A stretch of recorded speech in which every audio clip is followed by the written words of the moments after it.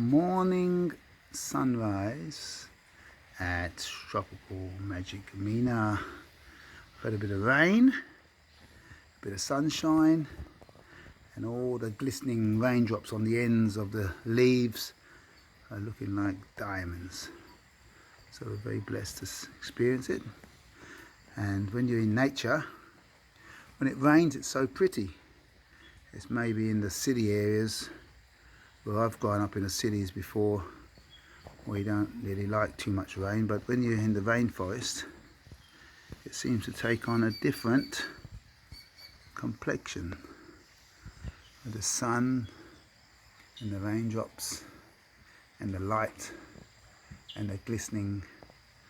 So this is our morning, springtime in tropical North Queensland. It's just the last couple of days of September, hitting October, I believe on Sunday, Saturday or Sunday anyway.